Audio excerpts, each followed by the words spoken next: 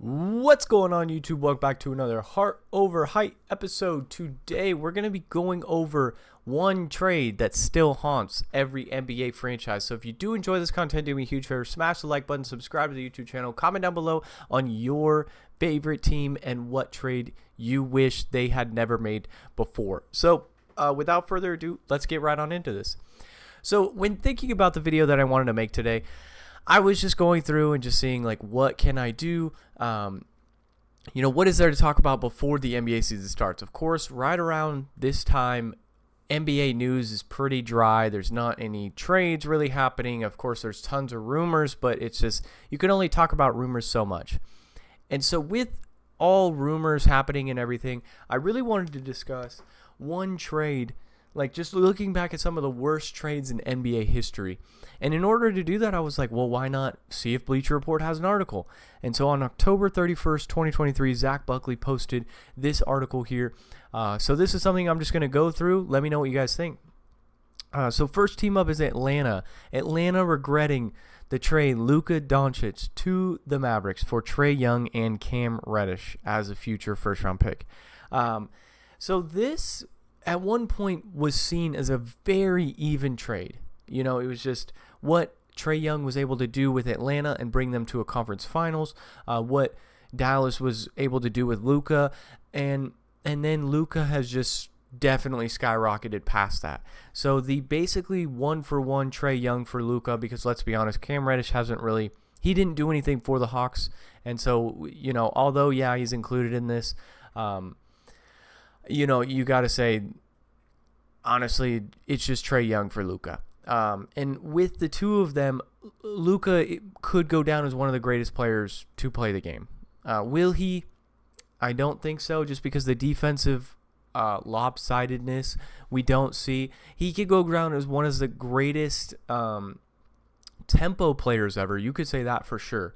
As in, like, there is nobody that's going to slow him down, speed him up. He's going to play at his pace no matter what. Trae Young, on the other hand, of course, we know his lopsided defense is a problem. The other issue is he hasn't really put anything together since that one run. And yeah, he puts up stats and everything, but at some point it becomes that he's just putting up stats and not actually accumulating to winning the game. Next up here, the Boston Celtics. The Desmond Bane trade. Now, I figured that this was going to be here as a Celtics fan.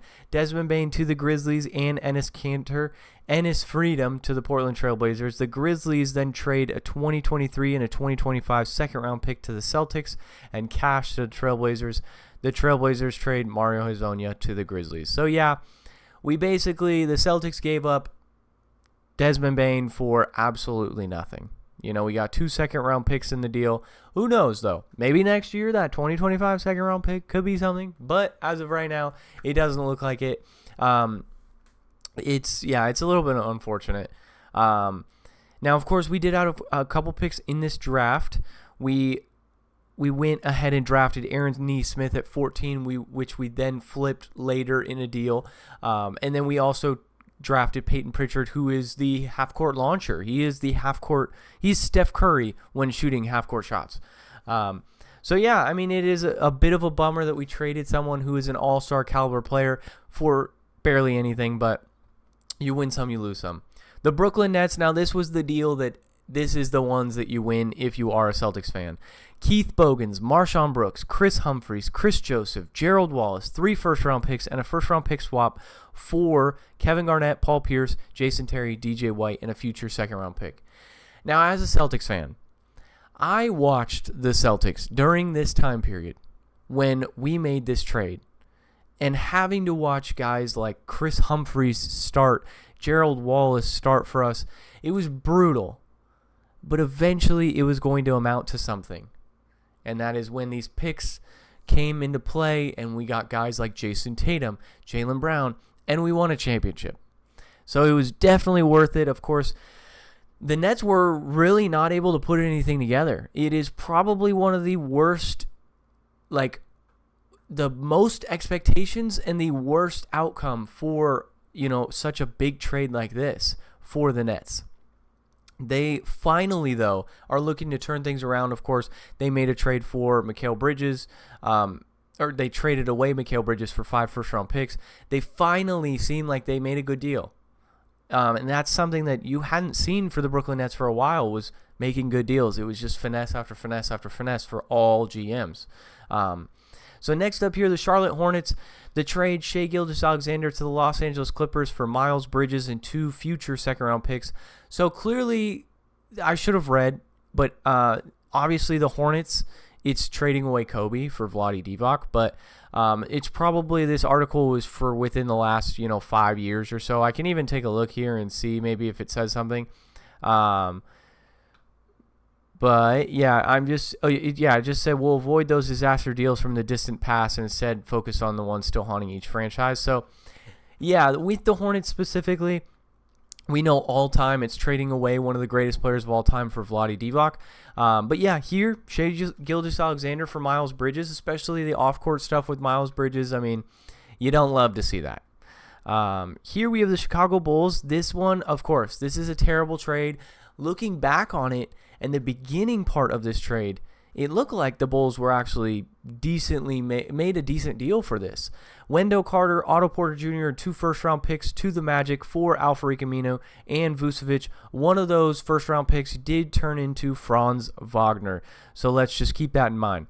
And Jet Howard, which, we'll see what he can do. But, of course, as far as trading Wendell Carter for Vucevic, at the beginning, you were like, oh, I see why they did this, everything like that. But now you definitely see it as a lopsided trade. Similar to Trae Young for Luka. At the beginning, we were like, oh, pretty even. And then out of nowhere, boom, Luka took off, or the Bulls were so bad.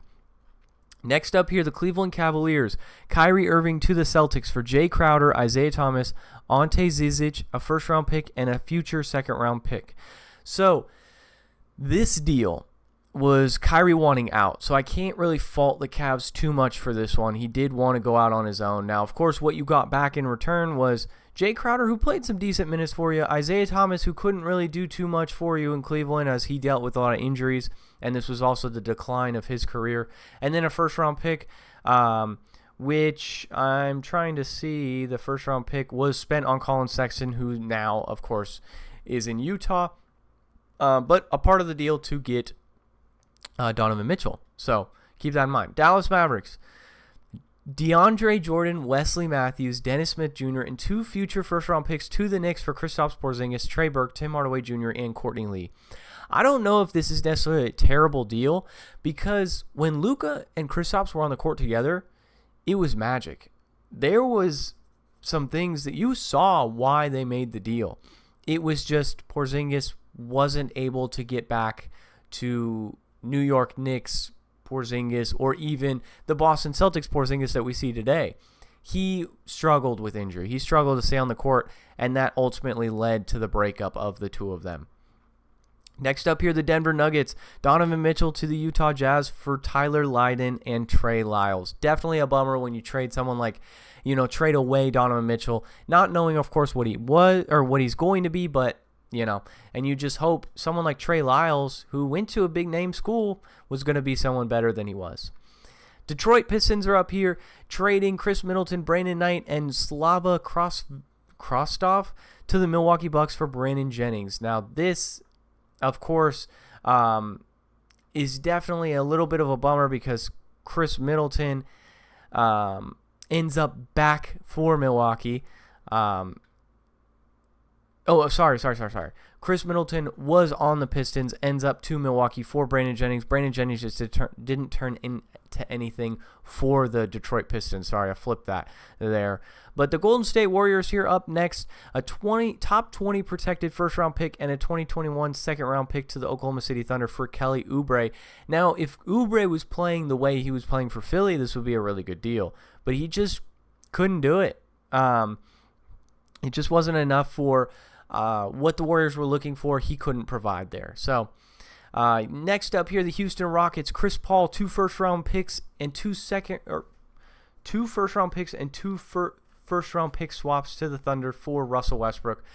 Now this was because obviously just before this, Chris Paul goes down with an injury they would have made the finals. They would have beat the Warriors and made the finals. At this point, they decided to trade Chris Paul to the Thunder, which then took the Thunder to the playoffs, the young core Thunder, if you remember that a few years back. And Russ and James Harden just weren't really able to amount to anything together in Houston, thus both of them departing and going their separate ways, i.e. James Harden goes to the Nets, Russell Westbrook goes to the Lakers, etc. Next up here, we have the Indiana Pacers. This one is a huge one. It is Kawhi Leonard, Davis Bertans, to the Spurs for George Hill. Now, no one expected what Kawhi Leonard was no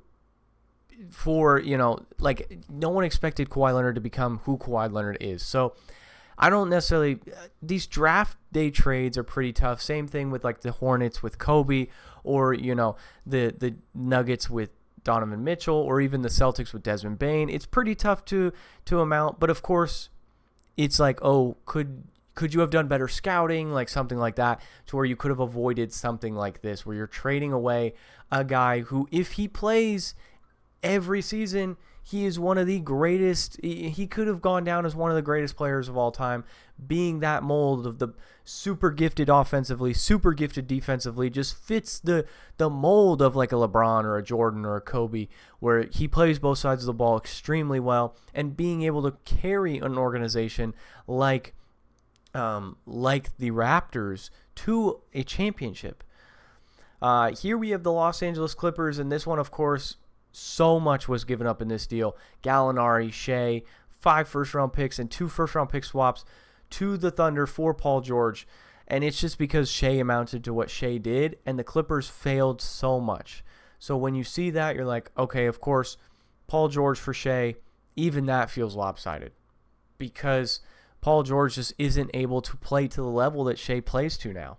Now, who knows if Shea would have developed like that? There's so many what ifs. Same thing with like James Harden, had he not left the Thunder, if he would have played to the level that he played there in Houston for Oklahoma City. Same thing with Shea. If he would have stayed with the Clippers, had he been the same player we see today, we'll never know. But that's just something that's super interesting. That would be interesting for someone to go through on 2K and do just to flip, rewind time, and not make those trades, just to see how their careers would traject on that part. Here we have the Los Angeles Lakers, and it is trading for Russell Westbrook. You just come off a bubble championship. You don't need to mess with the roster, and yet you do. Kentavious Caldwell-Pope, Montrezl Harrell, and Kyle Kuzma to the Wizards in exchange for Isaiah Jackson, who goes to the Pacers, Russell Westbrook, and 3 second-round picks to the Lakers. Now, this is just a huge bummer here, because the Lakers couldn't amount to anything. Russell Westbrook was a failure in LA. Not his fault specifically, just didn't fit the roster. It was just name chasing. So it was like, why go do that, especially when you gave up KCP, who played serviceable minutes for you in the finals, and same thing with Kyle Kuzma.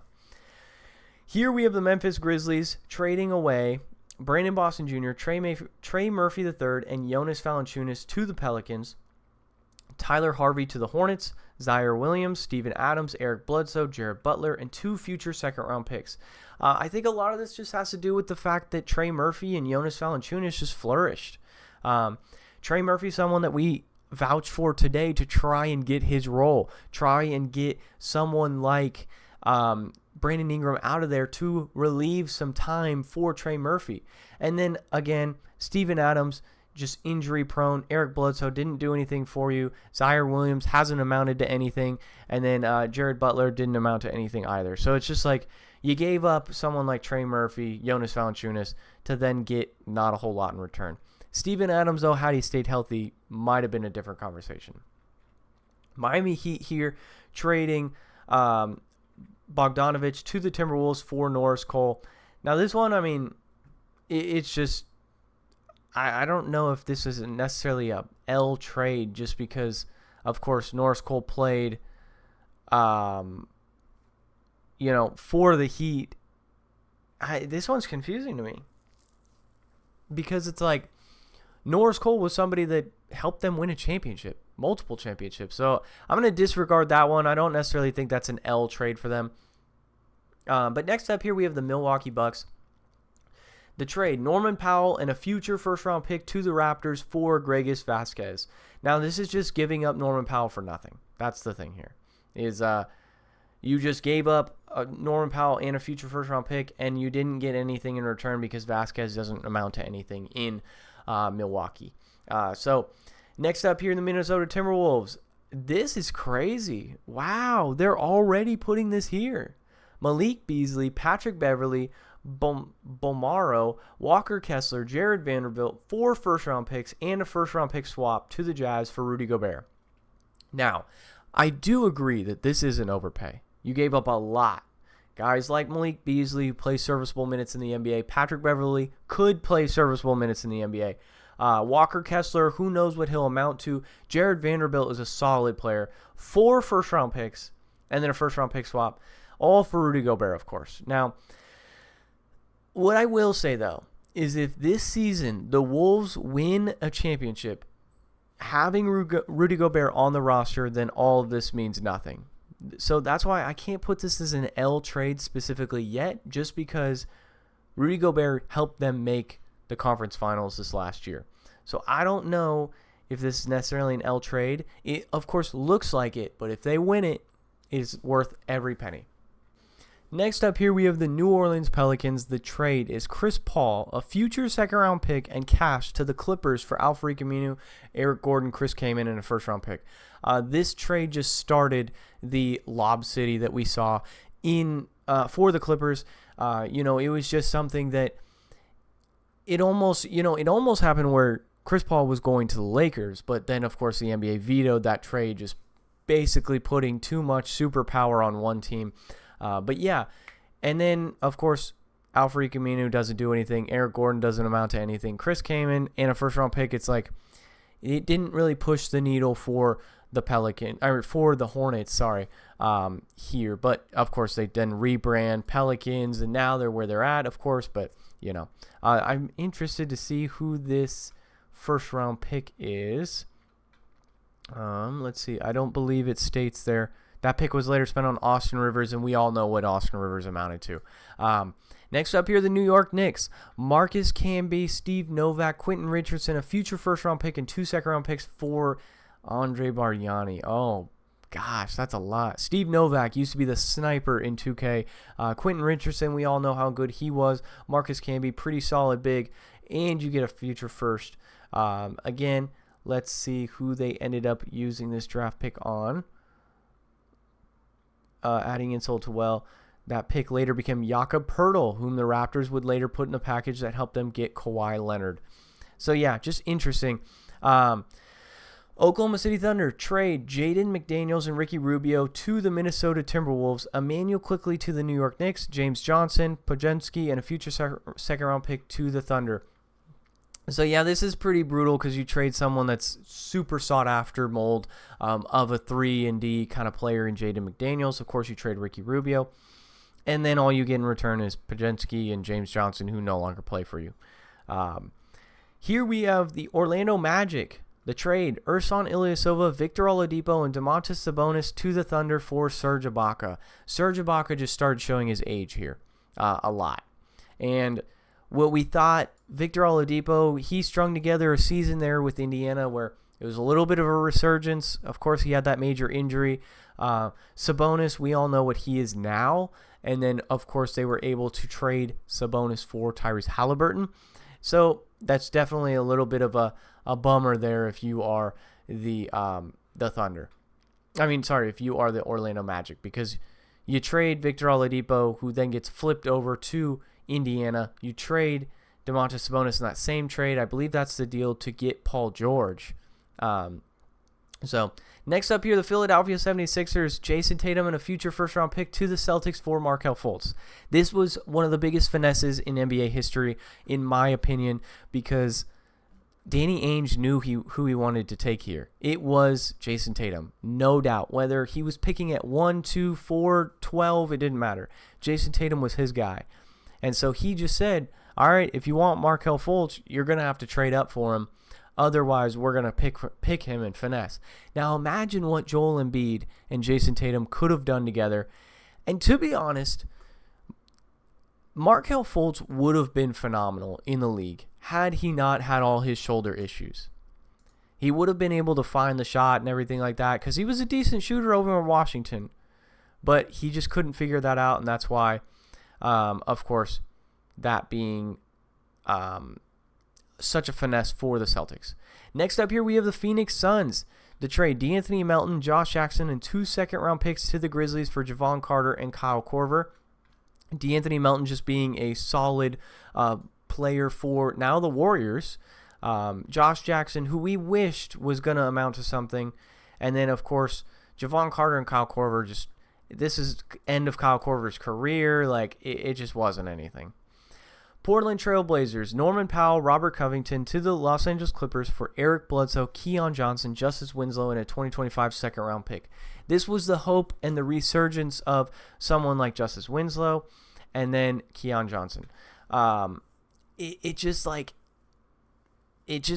it's not really a terrible trade at the end of the day. Like, you could say that, yeah, this deal right here, $70 million man Evan Turner, finessed the Trailblazers, but it could be worse. You could have been the 76ers. Here we have the Sacramento Kings. Gary Trent Jr. to the Portland Trailblazers for 2 second-round picks and cash. Yeah, Gary Trent, he was a baller for the Trailblazers. Not phenomenal, but of course, Gary Trent Jr. was able to snipe the ball, then went on to the Raptors, shot the ball decently well. And same thing, we'll see it again this season. San Antonio Spurs, Kawhi Leonard to the Raptors for DeMar DeRozan, Jakob Poeltl, and a first-round pick. The part that hurts the most here is the fact that Kawhi Leonard went to win a championship right after this. DeMar DeRozan, of course, was told to shoot so many threes and didn't want to, blah, blah, blah. Jakob Poeltl was then flipped, and he's now back in Toronto. And then they got a first-round pick, which I'm assuming didn't amount to anything. Their rebuild eventually ended in a great place. It doesn't say anything. Keldon Johnson, actually. They traded up. Trade wound up producing Keldon Johnson. There you go. Toronto Raptors here. Kyle Lowry, the Miami Heat for Precious Achiuwa and Goran Dragic. I don't necessarily agree with this one because Kyle Lowry was already showing his age. You were beginning your rebuild there as the Raptors. Yes, you didn't get anything crazy in return for Kyle Lowry. Maybe you could have gotten something young, but it just, yeah, I don't know. I don't see it as that big of a deal. Second to last team, the Utah Jazz, Josh Hart and Thomas Bryant to the Lakers for Tony Bradley. That's pretty tough because Tony Bradley didn't amount to anything. Josh Hart, of course, playing big minutes for a big team like the Knicks. Thomas Bryant, who has played serviceable minutes in the NBA thus far. And last but not least, the Washington Wizards, Jared Allen as a first-round pick, Andrew Nicholson, and Marcus Thornton to the Nets for Bogdanovich and Chris McAuliffe.